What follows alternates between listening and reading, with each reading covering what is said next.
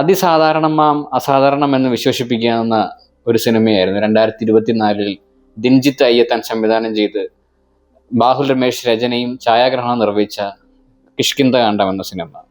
അവതരണത്തിലെ പുതുമ കൊണ്ടും രചനയിലെ വ്യത്യസ്തത കൊണ്ടും കഥാപാത്ര സൃഷ്ടിയിലും ഏറെ പുതുമകൾ തീർച്ച ഒരു സിനിമയായിരുന്നു കിഷ്കിന്ധകാണ്ഡം. ആ സെയിം ടീമിൻ്റെ തന്നെ ഏറ്റവും പുതിയ ചിത്രമാണ് എക്കോ. വളരെ റിമോട്ടായ ഒരു കാടിൻ്റെ പശ്ചാത്തലത്തിൽ ഒരു മിസ്റ്ററി ത്രില്ലർ എന്ന് വിശേഷിപ്പിക്കാവുന്ന ഒരു സിനിമയാണ്. എന്നാൽ പൂർണ്ണമായ ഒരു ത്രില്ലർ സ്വഭാവത്തിലോട്ട് മാറാതെ ക്യാരക്ടേഴ്സിൻ്റെ ഡ്രാമയിലൂടെ മുന്നോട്ട് പോകുന്ന ഒരു സിനിമയാണ് എക്കോ. അവതരണത്തിലെ പുതുമ തന്നെയാണ് ഇവിടെയും എടുത്തു പറയേണ്ട സവിശേഷത. കുര്യച്ചൻ എന്ന ഒരു കുറ്റവാളി നാട് വിടുകയും അയാളെ ചുറ്റിപ്പറ്റി അയാളുടെ ഉപഗ്രഹങ്ങളായി നിൽക്കുന്ന കുറേ അധികം കഥാപാത്രത്തിലൂടെയാണ് ചിത്രം മുന്നോട്ട് പോകുന്നത്. പീരിയോഡിക് ഡ്രാമയായി അവതരിപ്പിക്കുന്ന ഈ സിനിമ കുര്യച്ചൻ എന്ന ഒരു കുറ്റവാളിയുടെ തിരോധാനവും അയാളെ തേടിയെത്തുന്ന കുറച്ച് ക്യാരക്ടേഴ്സും അയാളുടെ ബന്ധുക്കളായിട്ടുള്ള ചില ആളുകളെയൊക്കെ അവരുടെ സ്വഭാവത്തിലൂടെയും കുര്യച്ചൻ എന്നൊരാളുമായിട്ടുള്ള ഇവരുടെ അടുപ്പത്തെക്കുറിച്ചൊക്കെയാണ് സിനിമ ചർച്ച ചെയ്യുന്നത്. ഒട്ടും പ്രഡിക്റ്റബിൾ അല്ലാത്ത കുറേ അധികം കഥാപാത്രങ്ങളിലൂടെയാണ് ഈ സിനിമ മുമ്പോട്ട് പോകുന്നത്. ആ കഥാപാത്രങ്ങൾ തന്നെയാണ് ഈ സിനിമയുടെ നട്ടെല്ല്. സിനിമ കാണുന്ന ഒരു പ്രേക്ഷകന് ഏത് രീതിയിലും ഈ സിനിമ ഇൻ്റർപ്രറ്റ് ചെയ്യാം. ഒരു റിവെഞ്ച് ഡ്രാമയായും ത്രില്ലറായും മിസ്റ്ററി ത്രില്ലറായും അങ്ങനെ ഏത് രീതിയിലും ഈ സിനിമയെ ഇൻ്റർപ്രറ്റ് ചെയ്യാം. സിനിമ തീരുമ്പോൾ ഈ സിനിമ അവശേഷിപ്പിക്കുന്ന കുറേ അധികം ചോദ്യങ്ങളിലൂടെയാണ് വീണ്ടും ഈ സിനിമയെ കാണാൻ വേണ്ടിയിട്ട് ആളുകളെ പ്രേരിപ്പിക്കുന്നത്. കേവലം ഒരു കഥാപാത്രത്തിലൂടെ മാത്രം സഞ്ചരിക്കുന്ന ഒരു സിനിമയല്ല എക്കോ.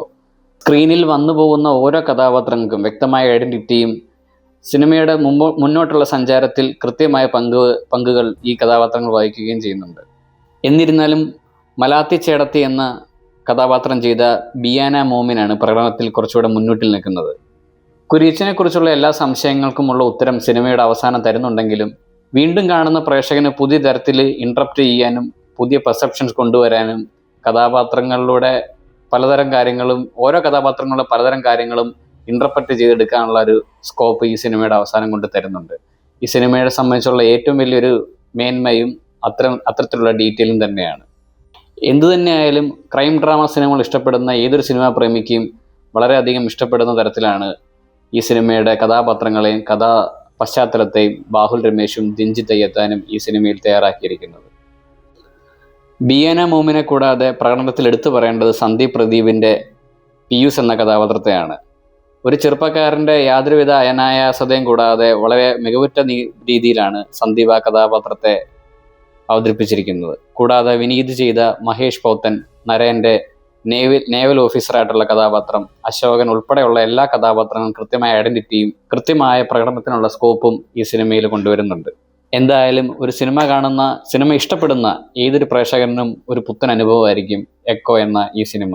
ഈ സിനിമ ഇനിയും കാണാത്തവരുണ്ടെങ്കിൽ മാക്സിമം തിയേറ്ററിൽ തന്നെ കാണാൻ ശ്രമിക്കുക. ഈ വീഡിയോ കാണുന്നവർ തീർച്ചയായും ഈ വീഡിയോ ലൈക്ക് ചെയ്യുക, സബ്സ്ക്രൈബ് ചെയ്യുക, ഷെയർ ചെയ്യുക.